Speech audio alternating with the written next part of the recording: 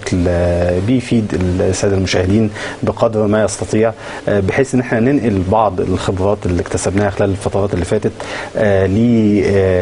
لزمايلنا سواء كان في القطاع الطبي او المرضى او الجمهور بصفه عامه يعني. تمام.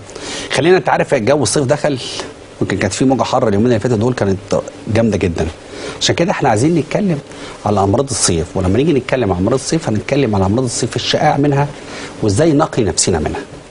جميل. لو حبينا حضرتك نتطرق للقصه بتاعت الناحيه الموسميه وتغيير الجو من صيف لشتاء لربيع لخريف، كل ده بيؤثر على الحاله الصحيه للانسان بصفه عامه.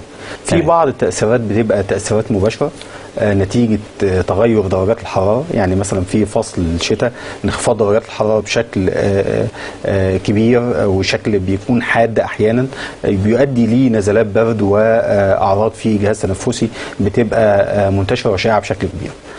في نفس الوقت بالنسبه لفتره الصيف مع ارتفاع درجات الحراره واختلاف درجات الحراره من مكان لاخر ومعدلات الرطوبه من مكان لاخر، بتظهر لنا بعض الامراض الموسميه اللي هي بتبقى مرتبطه بفصل الصيف. طب خلينا بس قبل ما نروح للسؤال الثاني، احنا اتفقنا ان البرنامج بتاعنا من ضمن الاهداف بتاعته هو برنامج ثقافي. تمام. يعني احنا ازاي نقدم الثقافه الدوائيه والغذائيه والمرضيه للساده المشاهدين. ليه في فصل الشتاء بتنتشر امراض الجهاز التنفسي؟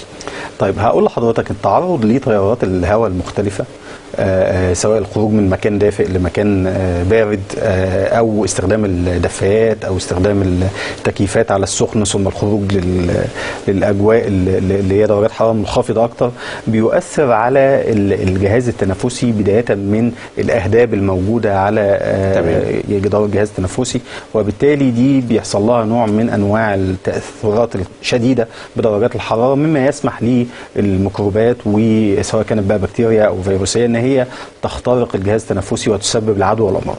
تمام. ده تاثير اللي بيحدث في فصل الشتاء. بس خلي بالك ده بقى يخلينا بقى نعدل شويه رساله ان هو اصبحت امراض الجهاز التنفسي مش في الشتاء بس، في الصيف، لان انت النهارده التكييفات بتبقى زياده شويه، فانت برضو بتنتقل من درجه حراره ساقعه زي درجه الحراره اللي في الاستوديو دلوقتي كان يطلع في الحر، فبجد فتلاقي حتى امراض الجهاز التنفسي منتشره كمان في الصيف. طبعا.